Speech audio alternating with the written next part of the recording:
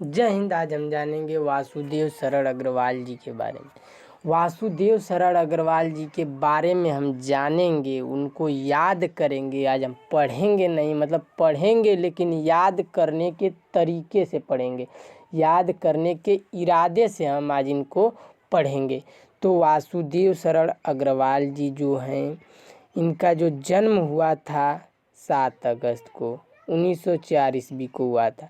लेकिन कितने विद्यार्थियों को, यानी जितने सारे स्टूडेंट हैं, उनमें ये प्रॉब्लम होती है कि वे किसी भी कवि या कोई भी कवि या लेखक हो, उनका जन्म यानी जीवन परिचय याद करते हैं लेकिन भूल जाते हैं। क्यों भूल जाते हैं भाई? पुष्पा 2 देखने जाओगे तो नहीं भूलोगे, लेकिन ये कोई भी किताब हो या किसी भी चैप्टर का जो कुछ भी याद करो, भूल जाओगे। कैसे? क्यों? पढ़ने और याद करने में बहुत फ़र्क होता है। इसको फिल्म की तरह याद करो ना, जैसे फिल्म को देखते हो तो पूरा दिमाग में बैठा लेते हो, उसी तरह इसको भी पढ़ो, उसी तरह इसको याद करो। अगर आप किसी भी चीज़ को याद करते हो ना, तो वो पूरी ज़िंदगी में नहीं भूलने वाला होता है। लेकिन इसको पढ़ोगे और पढ़ कर जाओगे एग्ज़ाम देने तो भूल जाओगे, पेपर के टाइम पर ही भूल जाओगे। अरे यार, इसको तो मैंने पढ़ा था लेकिन याद नहीं आ रहा है। ऐसा ही होता है, सबके साथ ऐसा ही होता है। लेकिन अगर आप इसको याद करोगे तो कभी नहीं भूलोगे, चाहे वह एग्ज़ाम हो या कहीं पर भी। इसीलिए याद करना सीखो। जैसे कि मूवी देखते हो, चाहे कोई भी मूवी, मान के चलिए पुष्पा 2 ही है, उसको देखे पूरा 2 घंटा की मूवी पूरा दिमाग में बैठ गई कि हाँ ऐसा ऐसा एक्शन हुआ था, पूरा ऐसा पुष्पा झुकेगा नहीं साला, ऐसा ऐसा सब हुआ था। लेकिन अगर कोई भी किताब का चैप्टर को आप पढ़ रहे हो तो याद नहीं हो रहा है। क्यों नहीं याद हो रहा है? फिल्म याद हो जा रहा है लेकिन यह नहीं याद हो रहा है। क्यों नहीं? कुछ तो फर्क है। इसी तरह मैं कह रहा हूँ, इसलिए मैं कह रहा हूँ कि याद करना सीखो, पढ़ना नहीं। तो कैसे याद करते हैं? तोड़ तोड़ कर पढ़ा जाता है, तोड़ तोड़ कर याद करो तो काहे नहीं याद होगा। चलिए मैं बताता हूँ कैसे पढ़ना है। तो जैसे वासुदेव शरण अग्रवाल जी जो हैं, वासुदेव शरण अग्रवाल जी जो हैं, इनका जो जन्म हुआ था, कब हुआ था? ये जो वासुदेव शरण, ये क्या है? यह एक नाम है। जैसे कि आपके दादाजी का क्या नाम है, आपका क्या नाम है, अपना नाम नहीं भूलते हो, लेकिन किताब या चैप्टर में का जो कोई भी कवि या लेखक हो उसका नाम भूल जाते हो। क्यों भूल जाते हो? याद करना सीखो। जैसे कि आपके अपने दादाजी का नाम क्यों नहीं भूलते हो? अपना नाम तुम क्यों नहीं भूलते हो? ये जो किताब में दिया गया है, लेखक या कवि, उसको भूल जा रहे हो। उसी तरह नाम जो है, नाम को भी याद करो। जैसे कि मेरा नाम कुछ भी है या आपका नाम जो भी है, तो अपना नाम नहीं भुलाता है, लेकिन लेखक और कवि का नाम भूल जाते हो। तो इनका नाम है वासुदेव शरण अग्रवाल। तो वासुदेव शरण अग्रवाल जी जो हैं, इनका जन्म कब हुआ था? इनका जन्म जो है 7 अगस्त को हुआ था। 7 अगस्त। 7 अगस्त कब पड़ता है? अरे भाई 7 अगस्त, अगस्त में ही न पड़ेगा। 12 महीने का साल होता है। 12 महीना होगा तब जाके एक साल होता है। जनवरी, फरवरी, मार्च, अप्रैल, मई, जून, जुलाई, अगस्त, सितंबर, अक्टूबर, नवंबर, दिसंबर। 12 महीने का एक साल होता है। जो अगस्त का महीना है 8वें नंबर पर आता है। 8वें नंबर पर जो आता है अगस्त का महीना, उसी महीने में 7 तारीख को इनका जन्म हुआ था। ये जो तस्वीर दिख रही है वासुदेव शरण अग्रवाल जी की, इनका जन्म 7 तारीख को हुआ था। क्या यह निश्चित है कि 7 तारीख को हुआ? 7 तारीख तो बहुत बार आता है। नहीं, 7 तारीख को हुआ था, लेकिन 2025 में हुआ था कि 2024 में हुआ था? नहीं, 2025 न 24, सीधा इनका जन्म हुआ था 1904 ईस्वी में। 1904 ईस्वी कब पड़ा था और कब बीता था? 121 वर्ष पहले की बात है, पीछे पास्ट में 121 वर्ष पहले इनका जन्म हुआ था। तो समझ लो आपके दादाजी से भी बड़े हैं। आजकल कौन 121 साल जीता है? यह भी नहीं, इस दुनिया में नहीं है। तो 121 वर्ष पहले की बात है। यह लेखक हैं वासुदेव शरण अग्रवाल जी। तो 121 वर्ष पहले की बात है। इनका जन्म 1904 ईस्वी में हुआ था। 7 अगस्त 1904 ईस्वी में हुआ था इनका जन्म। अब यह पूरा निश्चित हो गया कि इनका जन्म भाई 7 अगस्त 1904 ईस्वी में हुआ था। यह कन्फर्म हो गया, 1904 ईस्वी में हुआ था। फिर अब आगे देखते हैं, इनका जन्म हुआ हमने जान लिया कि इनका जन्म 7 अगस्त को 1904 ईस्वी को हुआ था। कब हुआ था हम जान लिए, लेकिन कहाँ पर हुआ था ये तो नहीं जाने हम।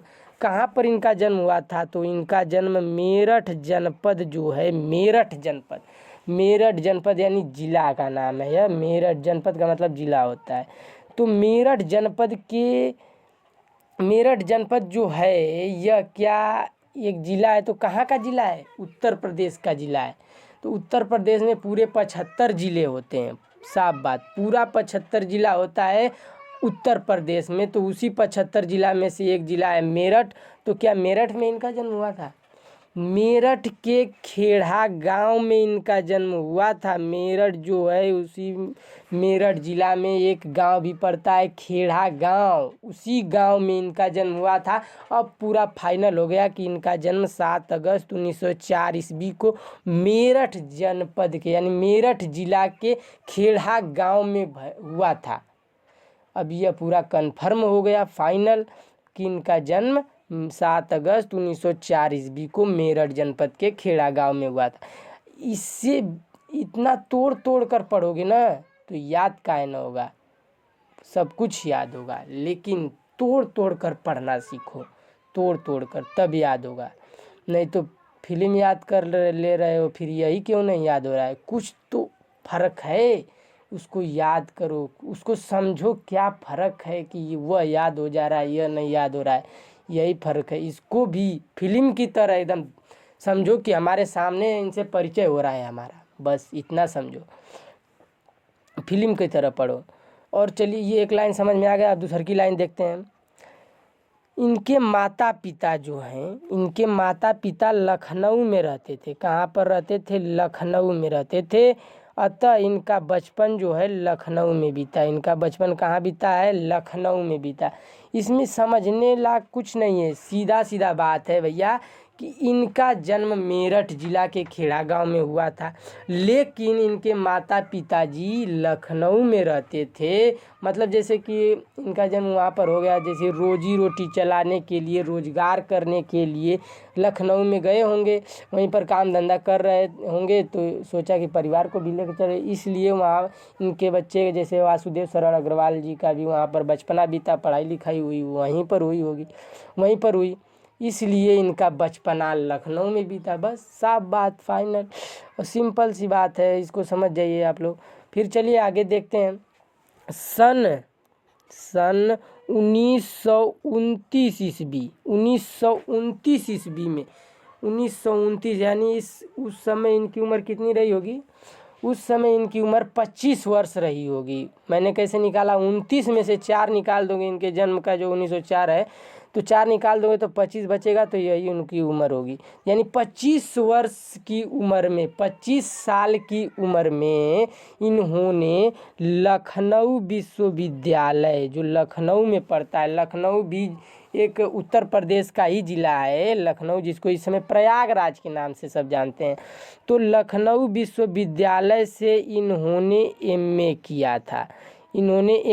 लखनऊ विश्वविद्यालय से इन्होंने एमए किया था। लखनऊ विश्वविद्यालय से एमए का मतलब क्या होता है?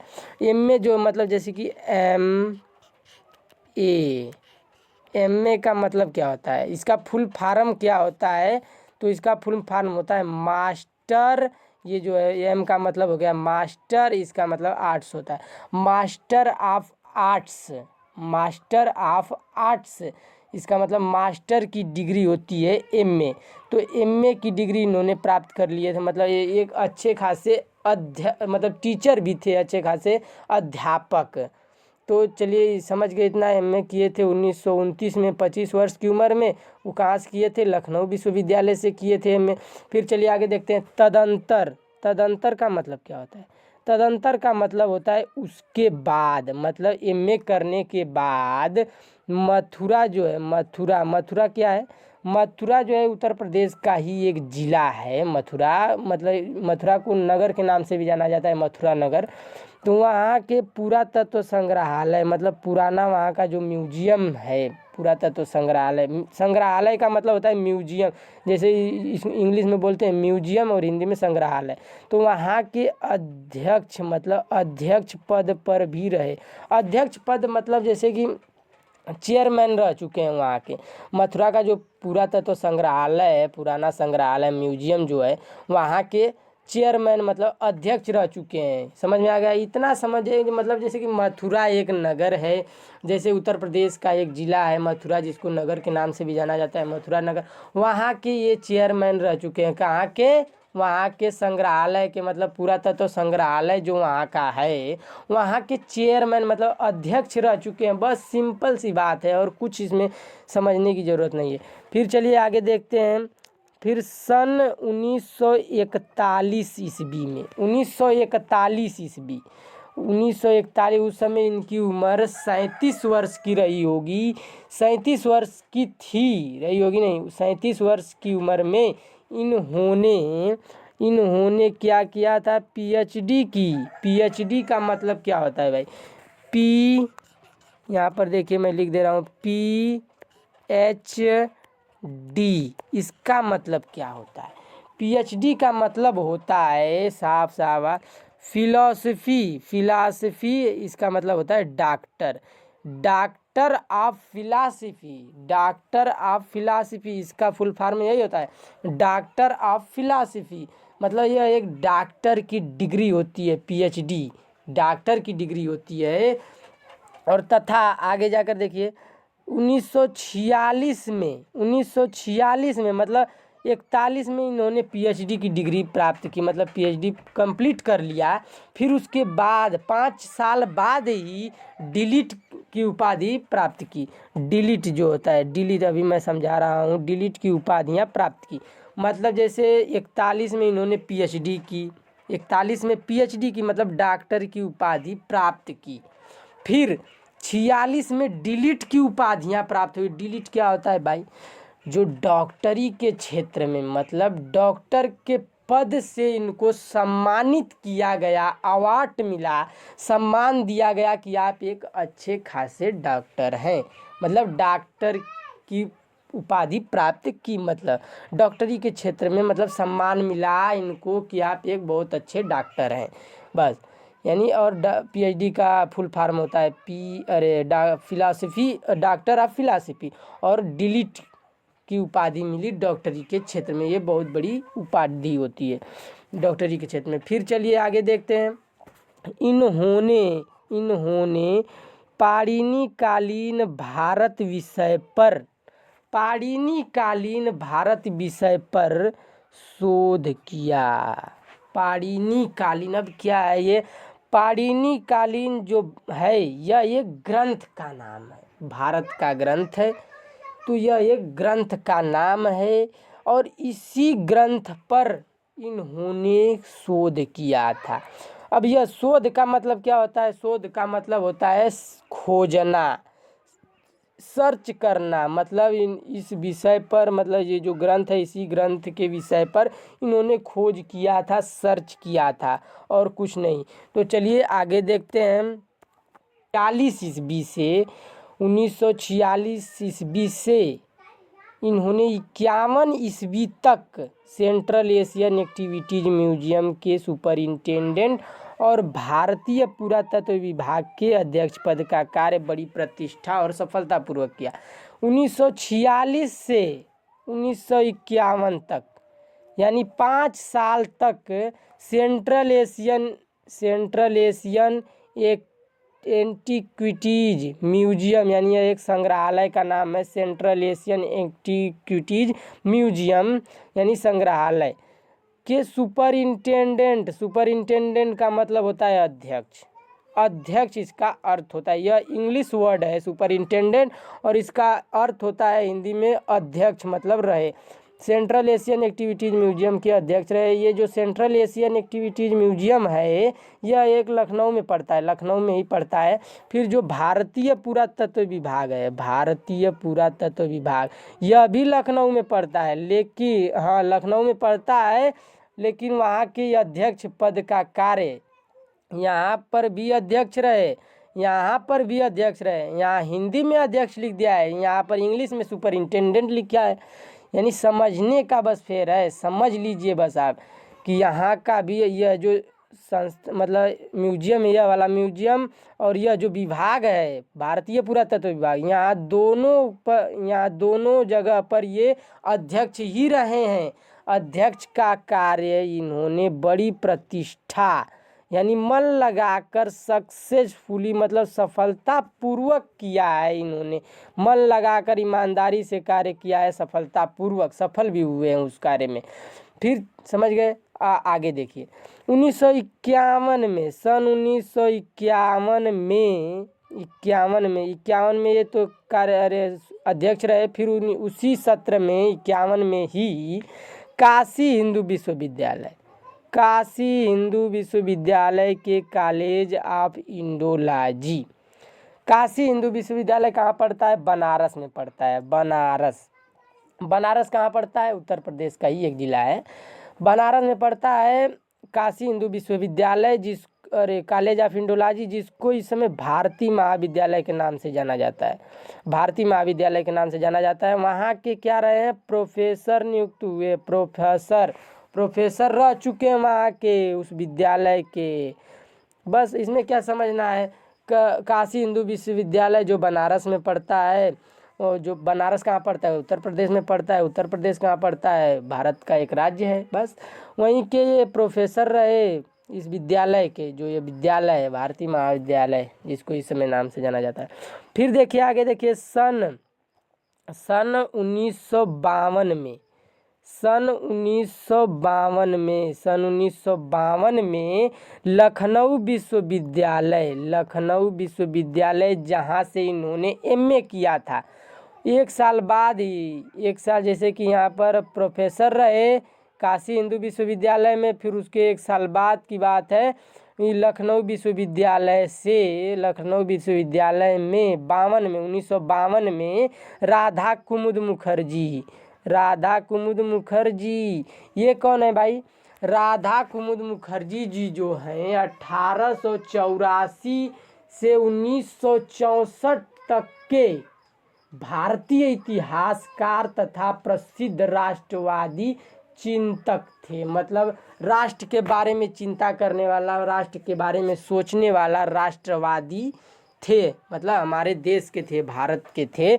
उन्हीं की ओर से ये इन्हीं की ओर से व्याख्याता नियुक्त हुए, मतलब भाषण देने के लिए नियुक्त हुए, भाषण देने के लिए। और कमाल की बात तो यह है, व्याख्यान का विषय जो है पाणिनि था, जिस विषय पर इन्होंने शोध किया था, मतलब खोज किया था, सर्च किया था, उसी विषय पर इनको भाषण देना था। तो समझ जाइए कि कितना आसान होगा इनके, मतलब आसान नहीं रहा होगा उस समय, तो मतलब गर्व की बात रही थी इनके लिए कि हमको इसी विषय पर भाषण देना है, बोलना है, स्पीच देना है। फिर चलिए आगे देखते हैं। अग्रवाल जी जो हैं भारतीय मुद्रा परिषद जो नागपुर में पड़ता है, अग्रवाल जी हमारे वासुदेव शरण अग्रवाल जी जो हैं, जो भारतीय मुद्रा परिषद जो नागपुर में पड़ता है। फिर भारतीय संग्रहालय परिषद जो पटना में पड़ता है, पटना में। फिर तथा ऑल इंडिया ओरिएंटल जो पड़ता है, all India oriental fine art section Bombay, जो जिसको इस समय मुंबई के नाम से जाना जाता है, आदि संस्थाओं के सभापति पद पर भी रह चुके हैं। ये जितने सारे मैंने बताए संस्था, ये जो अग्रवाल जी जो हैं, अग्रवाल जी भारतीय मुद्रा परिषद नागपुर में जो पड़ता है, फिर भारतीय संग्रहालय परिषद जो पटना में पड़ता है, all India oriental Congress fine art section जो बम्बई जिसको इस समय मुंबई के नाम से जाना जाता है, आदि संस्थाओं के सभापति पद पर भी रह चुके हैं। फिर मतलब सभापति पद का मतलब जैसे ये जितने सब मैंने संस्था के नाम बताए, परिषद मुद्रा पर, ये सब जितने मैंने बताए वो यहाँ के जितने भी सभा मतलब सभापद जो है वहाँ के सभापति पद पर रह चुके हैं। मतलब वहाँ के जितने भी सभा हैं, जितने भी ये जो संस्थाएं हैं, वहाँ के अध्यक्ष के रूप में रह चुके हैं। इसमें कुछ खास समझने को नहीं है, बस समझ जाइए, याद होता चला जाएगा। बस याद कीजिए, पढ़िए नहीं, पढ़ना नहीं है, याद करना है, सिर्फ याद करना है, तो हम जीवन में नहीं भूलेंगे। फिर चलिए आगे देखते हैं। अग्रवाल जी जो हैं हमारे, अग्रवाल जी, वासुदेव सरल अग्रवाल जी ने पाली, संस्कृत, अंग्रेजी आदि जो भाषाएं हैं, प्राचीन भारतीय संस्कृति जो हमारी है, पुरातत्व, जितने भी हमारे पुरातत्व है, पुराण तत्व, मतलब जितने पुराण तत्व हमारी जो भाषाएं हैं, उनका गहन अध्ययन किया था। मतलब गहन अध्ययन किया था, गहराई से अध्ययन किया था, पूरी गहराई से अध्ययन किया था। फिर 27 जुलाई 1967 ईस्वी को हिंदी के इस महान साहित्यकार का निधन हो जाता है। 27 जुलाई,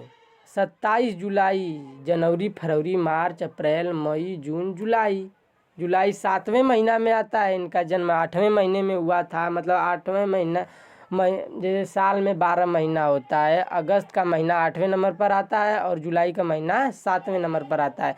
तो जैसे जुलाई में 27 तारीख को 1967 ईस्वी में मतलब मृत्यु हुई थी, देहांत हुआ था।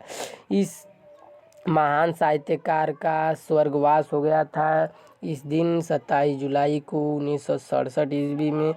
अब इनकी उम्र कितने वर्ष जिए थे ये, तो 67 में से 4 निकाल देंगे ना, तो 63 वर्ष ये जिए थे। मतलब हमारे भारत भूमि पर रहे धरती पुत्र। इस महान साहित्यकार को सत सत नमन। जय हिंद, वंदे मातरम।